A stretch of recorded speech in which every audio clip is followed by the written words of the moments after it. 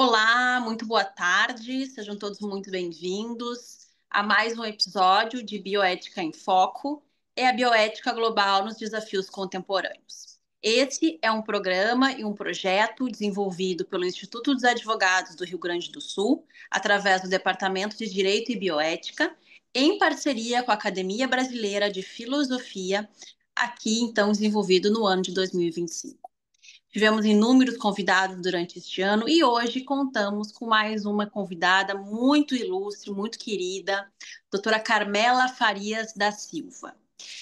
A doutora Carmela é bióloga, nutricionista e doutora em biociências pela UFSPA, com pós-doutorado na mesma instituição. Há mais de 14 anos, atua em pesquisa clínica, bioética e gestão regulatória na Santa Casa de Porto Alegre, com foco em estudos de inteligência artificial e evidências do mundo real.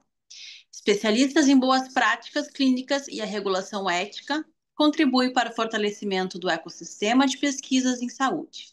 Atualmente, integra o Comitê de Bioética Médica e coordena estudos voltados à inovação e qualidade na pesquisa clínica. Doutora Carmela, então, vem para conversar conosco sobre o tema Pesquisas com seres humanos, onde estamos e para onde vamos. Carmela, minha querida amiga, eu sou muito tua fã. Muito obrigada por ter aceito este convite neste projeto que está sendo desenvolvido no ano de 2025. É um projeto em qual a gente vem trabalhando diversas temáticas que envolvem discussões de bioética, de biodireito, e obviamente que nós não poderíamos deixar de falar sobre as questões de pesquisas clínicas com seres humanos, justamente porque tivemos aí uma inovação, né, uma introdução de uma legislação brasileira. Então, a palavra é tua, seja muito bem-vinda a este projeto, a esta casa do Instituto dos Advogados do Rio Grande do Sul. E fique à vontade aí para trabalhar essa temática conosco hoje. Obrigada, Laura. Fico muito feliz por tu teres me feito esse convite. É um tema que muitas pessoas acabam torcendo o nariz, acho que é chato falar de ética, de bioética, mas é um assunto que eu gosto muito. Me encontrei assim dentro de uma das diversas áreas que eu atuo, né? Eu posso dizer assim. É uma grande honra para mim poder conversar um pouco mais sobre isso e conversar particularmente contigo, né, no qual eu recíproco nessa essa admiração que eu tenho. Foi um prazer te conhecer pessoalmente há 2 anos atrás, agora até nem lembro mais quanto tempo que faz aquela palestra lá na sede da OAB, que o tempo está correndo muito, a gente não dá mais conta. Mas falando, então, especificamente, né, de ética e bioética em pesquisa com seres humanos. Bom, a gente tem uma trajetória aqui no país marcada por alguns pontos importantes dentro dessa trajetória. Então, antes de 1996, a gente tinha assim a pesquisa, mas de uma forma que não era tão bem regulamentada. Então, a primeira normativa, digamos assim, que a gente teve em relação a esse tema de pesquisas com seres humanos foi uma resolução. E por isso o grande boom, né, esse tema estar tanto em voga de se falar agora na lei da pesquisa com seres humanos, né? Porque finalmente nós tivemos algo jurídico que pudesse dar o segmento, as normativas necessárias para que a gente possa fazer pesquisa com seres humanos no país. Então, voltando um pouco na história, né, em 1996 foi publicada a Resolução 196, e ela foi, então, esse primeiro marco legal que a gente teve de como as pesquisas deveriam ser realizadas no nosso país, o foco principalmente no participante de pesquisa e trazendo os conceitos fundamentais da bioética. Ela ficou longos anos, até 2012, no qual a resolução 466 de 2012 revogou a 196 de 2012, mas de certa forma elas ainda permaneceram um pouco complementares, assim. Ela revogou, mas não anulou. A gente pode dizer mais ou menos dessa forma. Só que mesmo assim, em 2012, essa resolução ela ainda era um pouco frágil em alguns aspectos, porque ela era muito voltada para a área das ciências biomédicas, da área mais relacionada à saúde.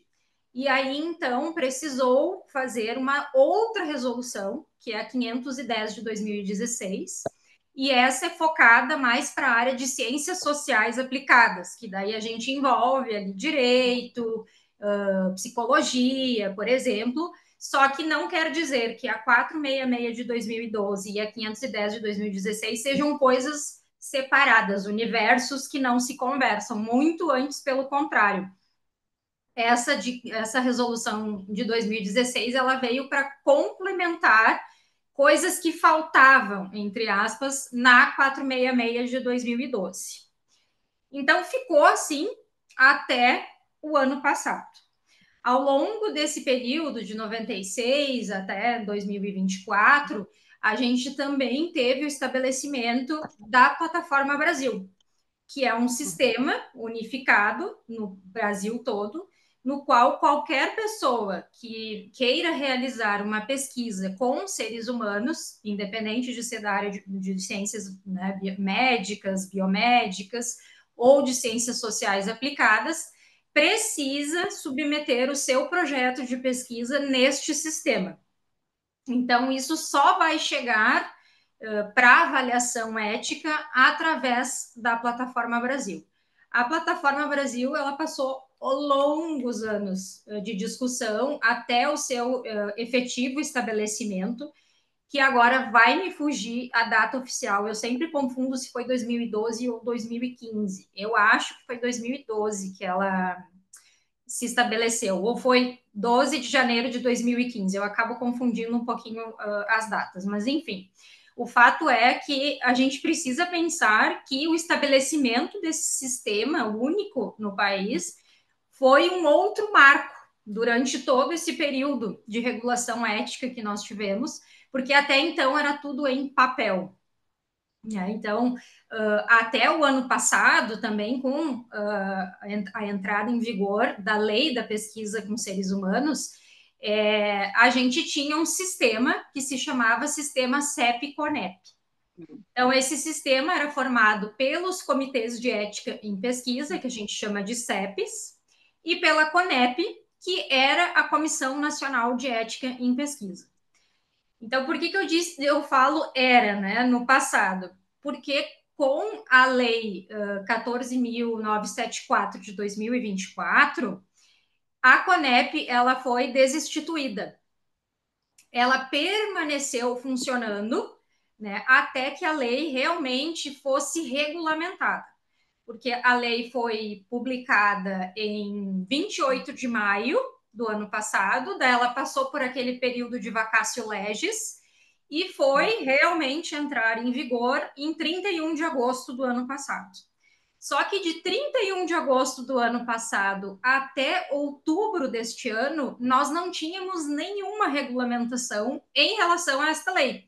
Porque apesar dela ter sido publicada e estar em vigor, ela estabelecia o funcionamento de uma nova instância de avaliação ética superior, que é a Instância Nacional de Ética e Pesquisa, que a gente chama atualmente de INEP, só que essa INEP precisa que sejam nomeadas pessoas.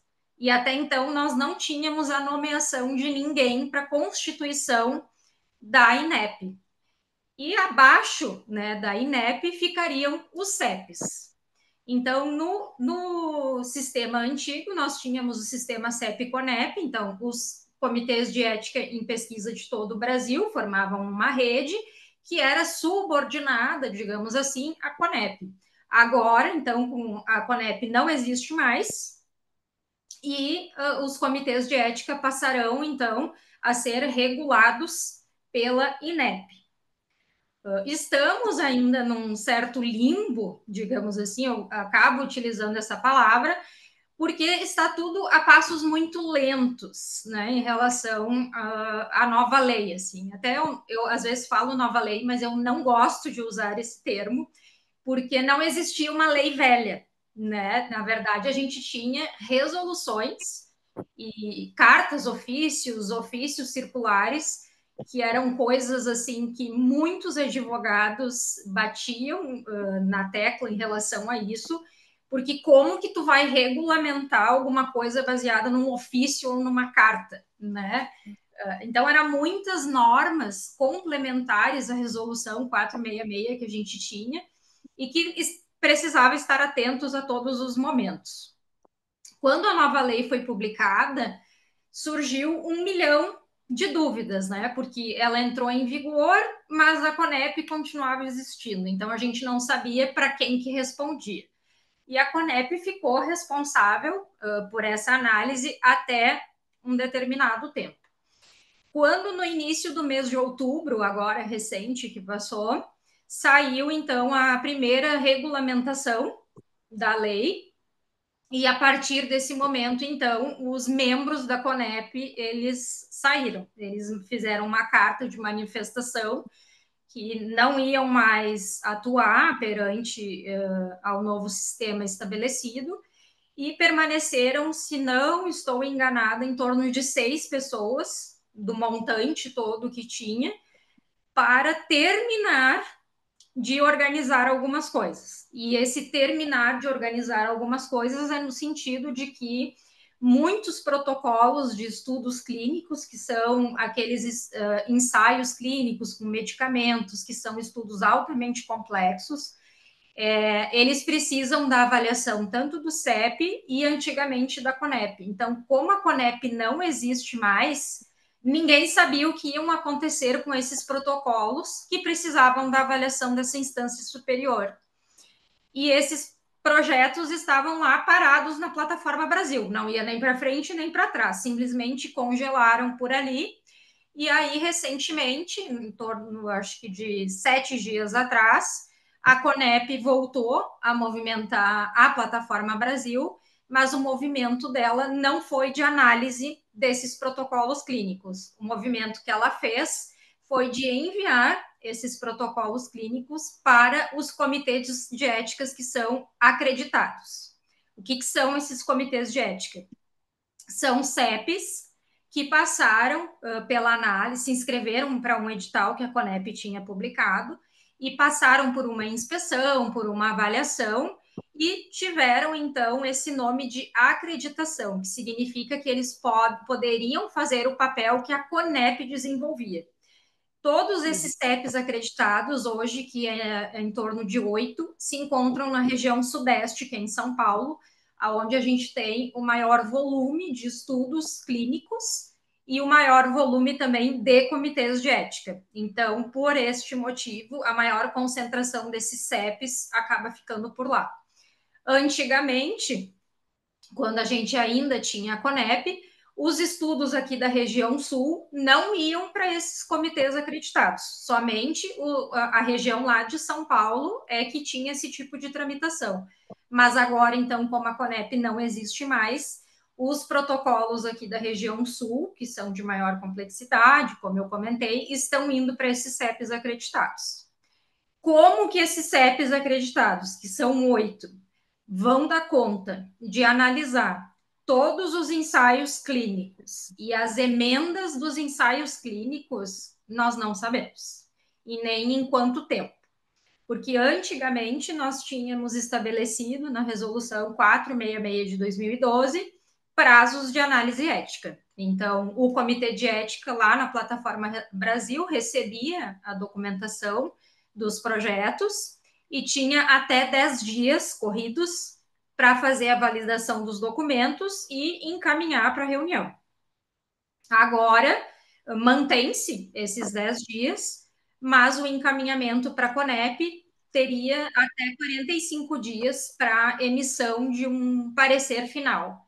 E agora a gente não sabe quanto tempo isso ainda vai levar, né? Então, pensando em termos anteriores, um protocolo clínico poderia levar em torno de 60 dias para uma aprovação, e hoje a gente não tem nenhuma ideia de quanto tempo isso vai levar, né, diante do cenário caótico, né? Eu posso dizer que se estabeleceu, uma vez que a gente não tem mais essa instância estabelecida, e outros poucos comitês tiveram que assumir esse grande trabalho.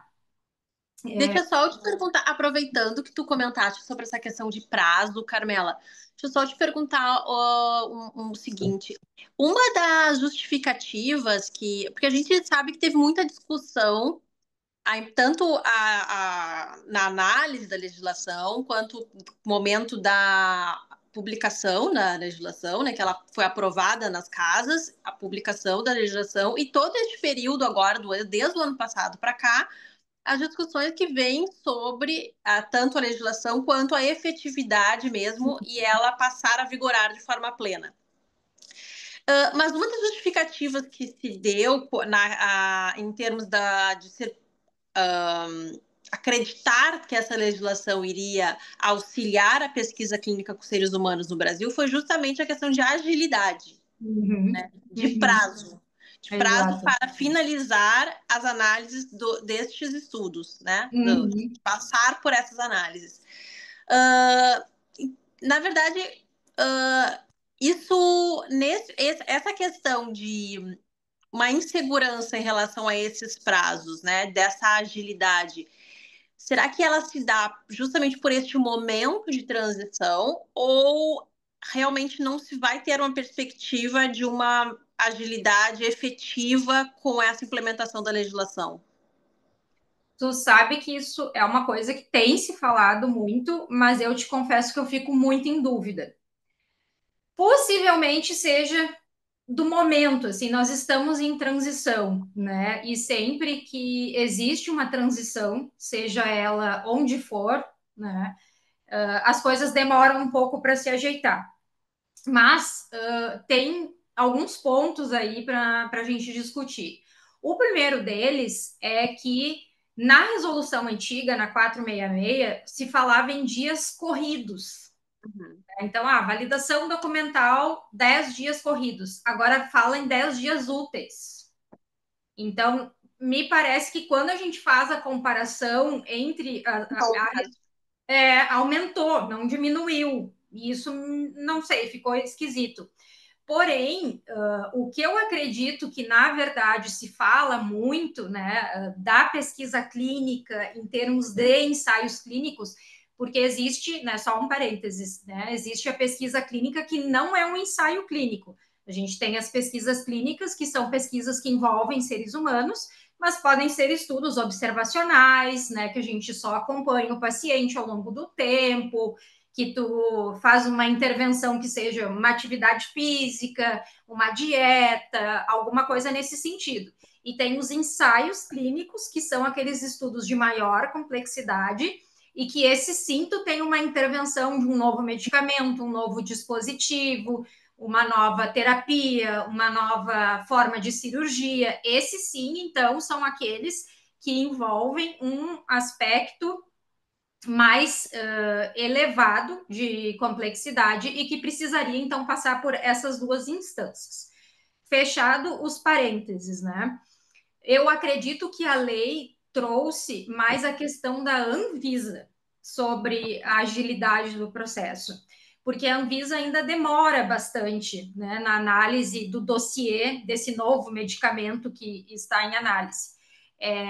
E atualmente, então, eles estipularam dentro dessa lei um prazo máximo e que, se a Anvisa não cumprir esse prazo máximo, o estudo pode iniciar independente dela ter respondido ou não.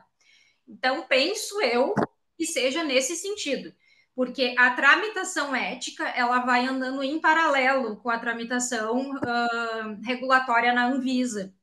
E muitas vezes a regulação ética já passou, por mais demorada que muitas vezes se diga que é, e na Anvisa fica, e fica, e fica. Então, eu acredito que seja nesse sentido. Porém, tem um aspecto anterior que, para mim, é o que pesa muito, e que eu falei semana passada também num evento que eu fui, que discutimos a respeito da lei da pesquisa, que é a parte de contratos. Isso demora, às vezes, um ano entre a indústria enviar o contrato, a instituição analisa, né, o setor jurídico, devolve para a indústria devolve para o setor jurídico, e esse vai e vem fica, que é de uma forma interminável. Não é das minhas capacidades, né, opinar a respeito de contratos, porque não sou advogada, né, minha formação é totalmente da área da saúde, mas a ideia é que se estabelecesse um contrato master entre a indústria e o Brasil, e que se fosse, né, dentro de cada instituição, feita pequenas mudanças mais específicas que estivesse de acordo com aquele local, porque, né, nem todos os hospitais vão aceitar certas coisas, nem todas as clínicas vão aceitar, mas que isso de alguma forma auxiliasse essa aceleração no processo. Então vão se somando prazos no final das contas, né? E por isso que ficam falando que o Brasil é difícil de fazer uma pesquisa, de que hoje o Brasil se encontra num ranking em que ocupa um lugar muito abaixo, que poderia estar entre as 10 melhores posições, neste sentido, porque somos uma população muito diversa, nós temos população aqui para a realização dos estudos, então, assim, temos um país muito rico, de fato, mas existe um tempo de tramitação de contratos que leva um ano. Às vezes a tramitação ética realmente demora, porque se a gente soma comitê de ética é 40 dias, mais a CONEP são mais 45 dias. Se há pendência no CEP é mais 30, se tiver pendência na CONEP são mais 45. Então, só aí a gente vai somando, já chega quase 6 meses.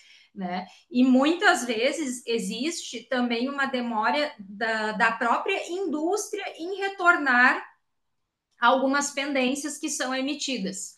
Né? O próprio pesquisador ele tem 30 dias para responder as pendências, mas às vezes acaba passando um pouco desse período, porque precisam fazer muitos ajustes no termo de consentimento livre e esclarecido, ou no termo de assentimento livre e esclarecido, que é um dos principais documentos de uma pesquisa, se não o principal, eu diria, né? E isso acaba demorando, porque não é muitas vezes o próprio pesquisador que faz, é ele em conjunto com a indústria, e isso leva tempo. E aí, até que isso se resolva, o projeto levou, sei lá, 1 ano e meio, quase 2, né, o protocolo para ser aprovado, e uma vez que ele é aprovado, ainda a gente precisa esperar a parte de regulação na Anvisa e esperar também que o patrocinador vá até o centro, né, de estudos clínicos e faça a iniciação do estudo, né, que é eles irem lá explicar efetivamente o protocolo, o que o paciente precisa realizar, treinar a equipe, os coordenadores do estudo, o médico responsável e etc. Então, quando tu vê, a coisa já chegou em 2 anos. Realmente é um período extenso, né? Se a gente analisar friamente, é demasiado longo. Mas eu não acho que seja especificamente num ponto que o país peca, né? Não penso que também a lei vai resolver tudo, né? Outra questão que eles trouxeram ali é de estudos multicêntricos, que na maioria das vezes são esses estudos de protocolos clínicos, né, que envolvem novos medicamentos e etc., que são aqueles estudos em que a gente vai ter um centro coordenador, então um hospital que coordena, e vários outros centros participantes. E neste caso da lei, ela diz que a partir de um momento em que o CEP deste centro coordenador avaliou a pesquisa e aprovou, os outros comitês de ética seriam apenas notificados desta aprovação e poderiam começar o seu estudo. Eu não sei se isso vai acontecer na prática, né? E falando de onde eu trabalho atualmente, que é a Santa Casa de Porto Alegre, isso não vai acontecer. Porque a gente não pode simplesmente se basear no que o outro CEP falou. Não que a gente não confie no trabalho do outro CEP, mas a realidade aqui no meu centro de pesquisa é outro. Será que este protocolo se enquadra aqui?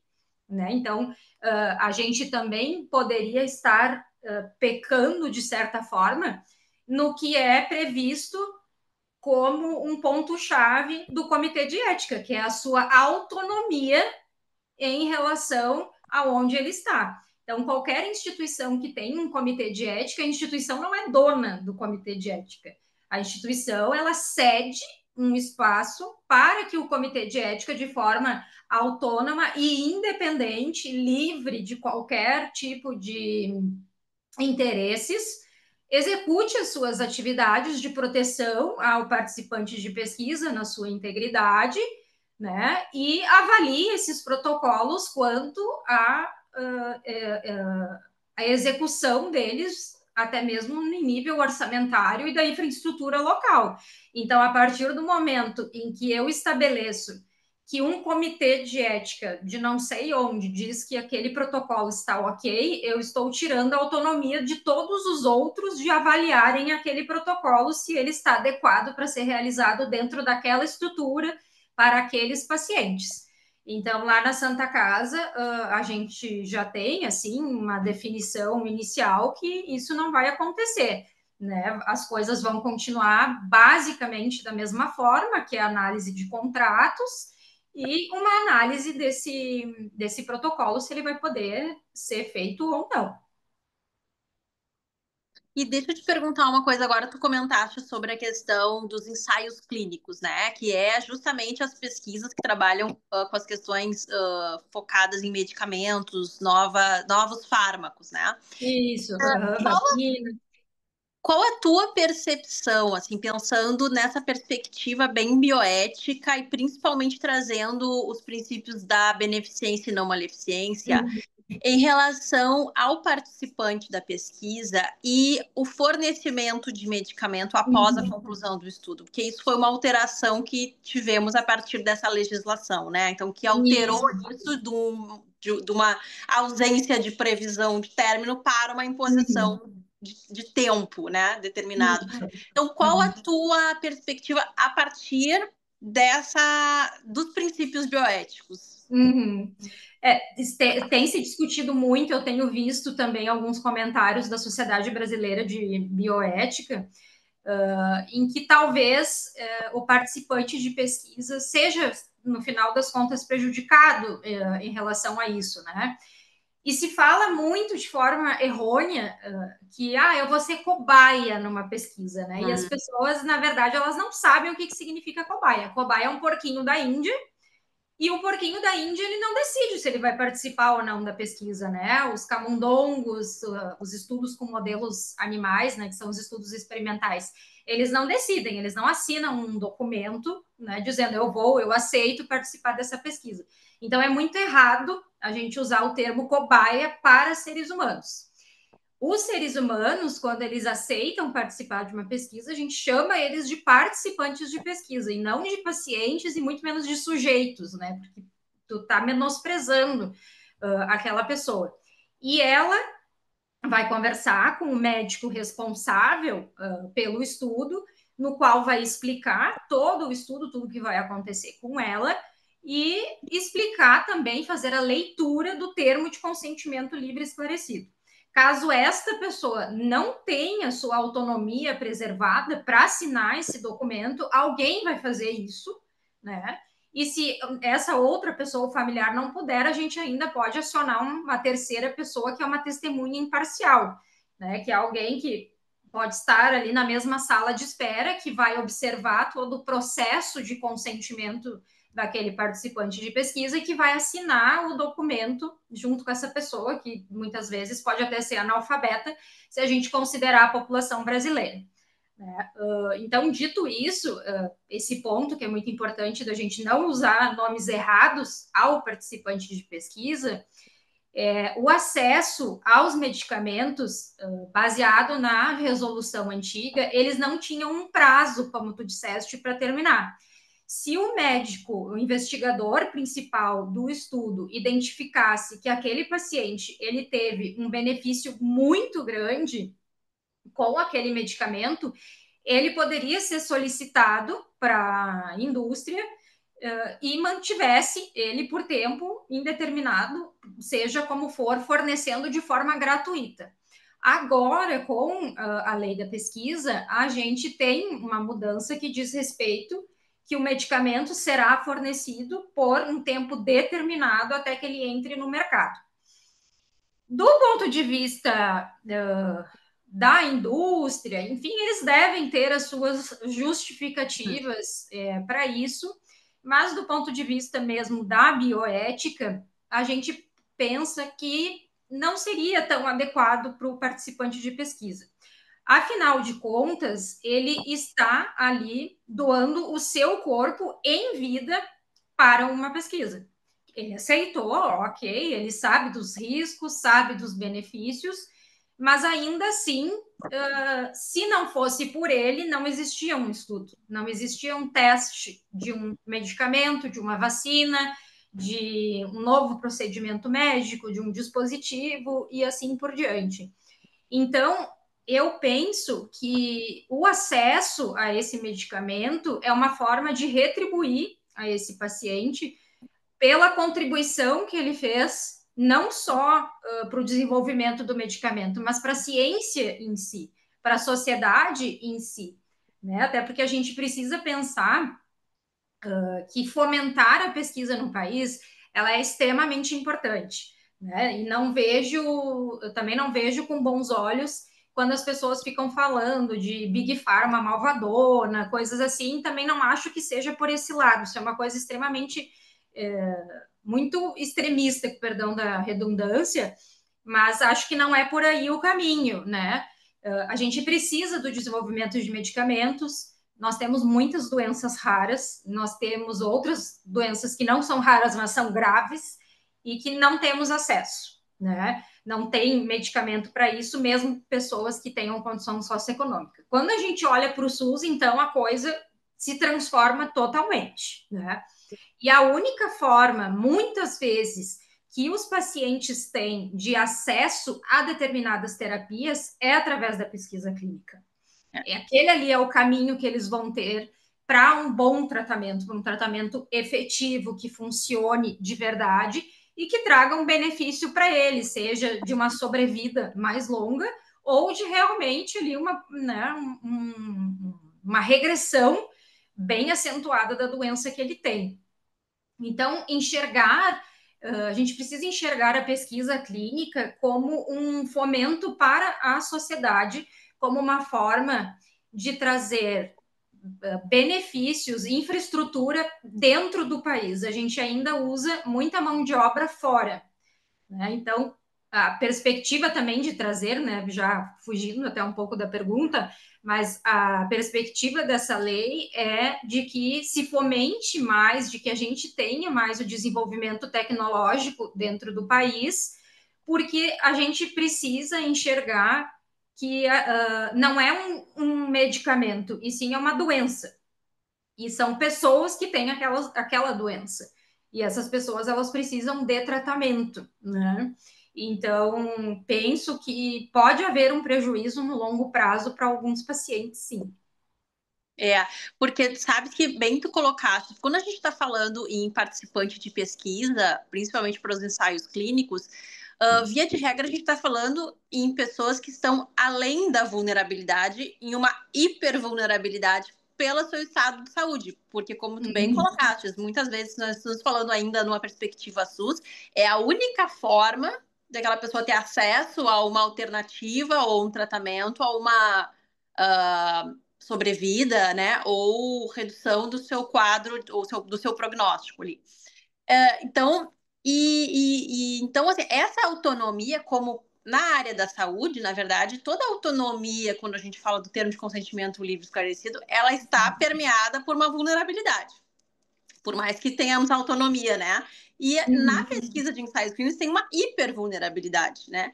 E quando a gente vem e assim, se depara com um tempo de fornecimento desse medicamento pós-conclusão, e efetivo, né? Pós-conclusão do estudo, do ensaio, o que a gente, aí já numa visão que não é a minha área efetiva de atuação jurídica, mas tenho muitos colegas que trabalham nessa área do direito à saúde, que é justamente a judicialização.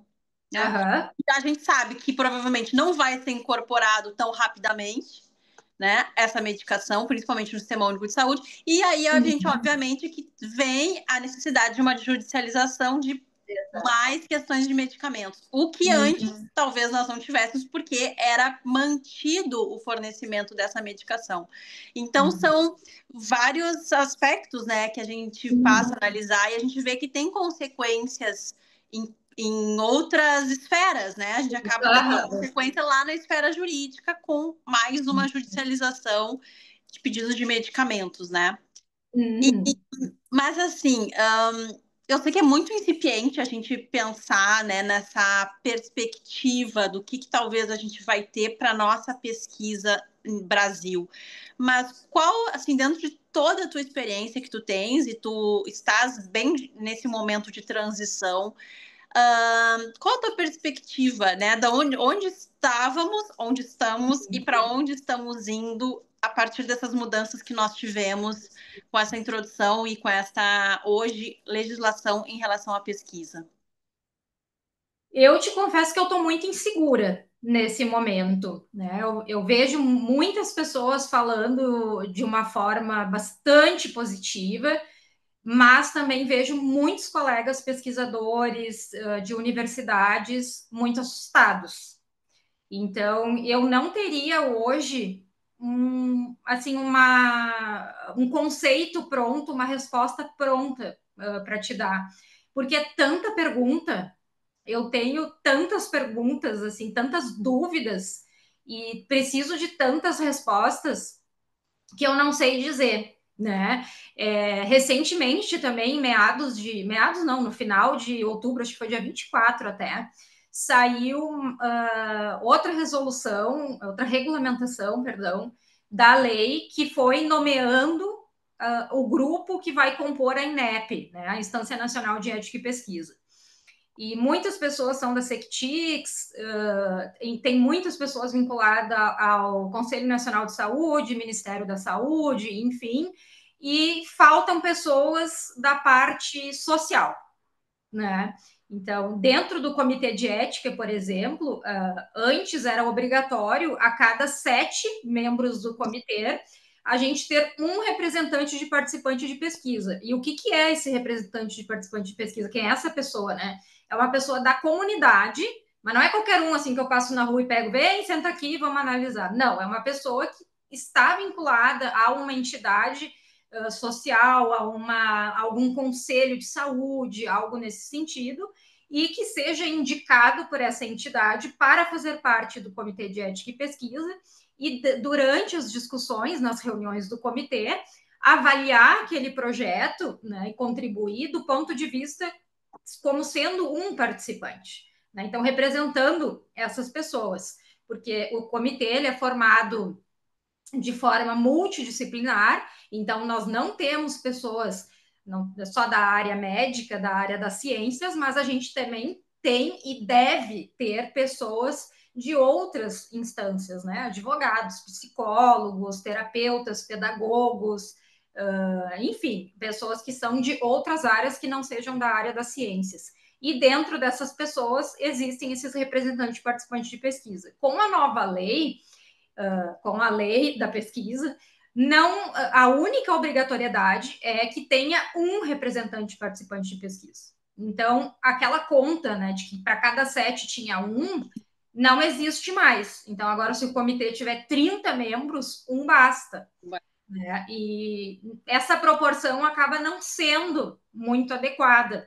E aí, na Conep, nós tínhamos essa proporção assim mais fundamentada, né, mais bem embasada, de pessoas com um olhar do participante de pesquisa. E agora, na Constituição da INEP, nós perdemos, nesse sentido, essa Constituição. Então, não sei como isso efetivamente vai ficar perante a análise dos protocolos. A gente ainda não sabe quando eles vão realmente começar a trabalhar. Parece, pelas últimas notícias que eu tive, é que em 15 dias a gente vai ter mais alguma notícia em relação a isso. que, segundo especulações, esse grupo já estava se reunindo, tendo algumas agendas para decisões aí, e que em breve nós teríamos notícias. Porém, existe a possibilidade de que em 90 dias eles publiquem alguma coisa efetiva, podendo ser prorrogado por mais 90. Então, nós estamos em novembro, a coisa vai se estender, né? Assim, a péssimos olhos até junho do ano que vem, né? Se houver essa prorrogação de prazo do que eles pretendem. Então, isso é outra dúvida que eu também não consigo responder. O novo sistema que vai substituir a plataforma Brasil chega a me dar até um calorão quando eu penso, porque transição de sistema é um negócio assim, ó, complicadíssimo. No nosso país sempre foi difícil. E também não sei se vai ser uma transição, se eles vão pegar o que está na plataforma Brasil e colocar nessa outra, ou já começar a trabalhar nessa outra e terminar o que foi, né, as tramitações que já estavam na plataforma Brasil até a emissão do parecer consubstanciado final. Não se sabe, porque estavam, né, o DataSUS, que é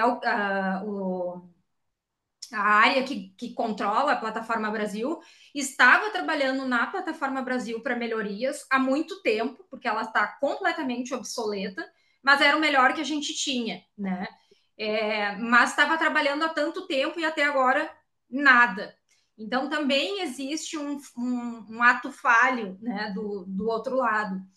Agora, como que vai ser esse novo sistema? Ninguém sabe, vai ter treinamento, não vai. Quando era a plataforma Brasil, os coordenadores de comitês de ética, eles iam muito para Brasília e testavam a plataforma. Eu não tenho conhecimento, até o presente momento, de que pessoas de comitês de ética foram chamadas para testar esse novo sistema. Eu não sei nem se ele existe, para falar a verdade, porque não sei se vai ser uma melhoria mesmo do que já se vinha trabalhando a plataforma Brasil. Então eu realmente não sei, assim, né? O que eu te trago aqui como resposta é um monte de perguntas, de dúvidas que eu tenho nesse momento, mas que eu espero profundamente que realmente seja, né, para melhor. E que a gente pense, retomando o que eu já falei, que a gente sempre tem dentro do SUS, da Conitec, a incorporação de doenças e não de medicamentos em si. Então, a Conitec, ela basicamente, para incorporar um medicamento, ela avalia a doença. É isso, na prática, né, o que ocorre.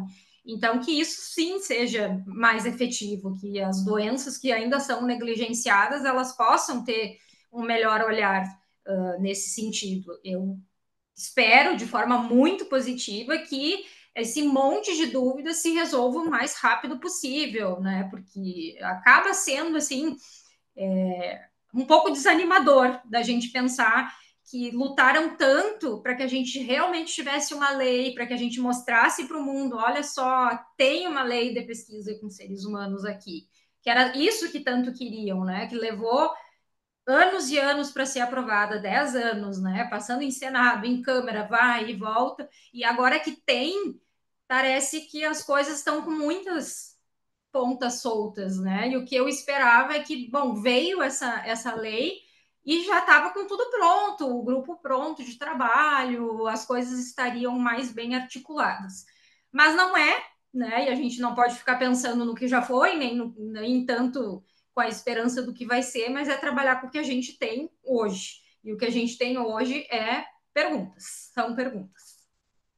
Sem dúvida. E legítimas, né, Carmela? Legítimas porque, bem como tu colocaste, tem muitas pontas soltas nessas questões e com todos aqueles que a gente conversa, seja de dentro da área da bioética ou da pesquisa, efetivamente, que está ali no dia a dia, todos temos dúvidas, né, nesse campo, nessa temática. Mas eu gostaria muito de te agradecer. A gente está quase encerrando o nosso tempo.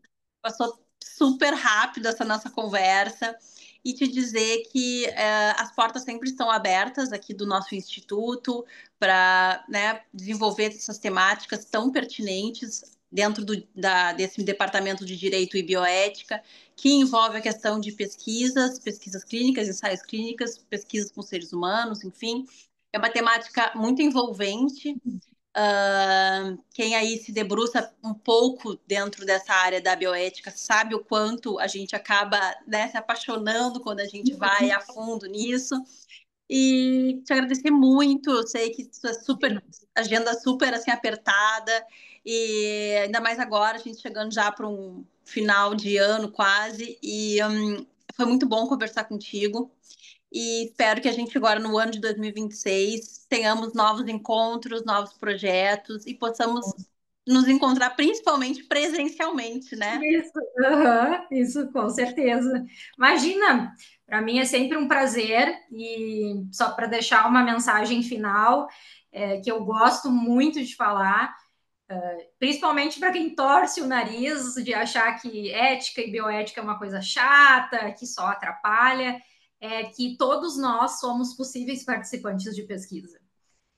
Então, no momento em que a gente fica doente, que um familiar fica doente, a gente só quer que aquela pessoa melhore. E muitas vezes o único caminho é aquela pesquisa que está sendo realizada. Então, tu vais querer que tu sejas bem tratado, né? Que a tua integridade seja preservada, que a tua segurança, que a tua saúde dentro desse processo, assim como de um familiar, seja garantida. E é só com a atuação da bioética que isso vai poder ser realizado. Sem dúvida, é exatamente assim. A gente aí, quando a gente está na frente dessas questões, assim, nesses momentos tão difíceis, tudo que a gente quer é que essa pessoa ou que nós mesmos possamos ingressar na pesquisa e que seja da melhor forma e da melhor qualidade, maior proteção possível, né, aos participantes de pesquisa, Exatamente. sem Uhum. dúvida. Um grande beijo, minha querida, muito obrigada. Até uma Imagina, próxima eu que vez. agradeço. Até. Obrigada a todos também que estiveram conosco. Até o próximo, então, episódio do Bioética em Foco. Um grande beijo, um grande abraço. Muito obrigada. Obrigada. Até mais. Até.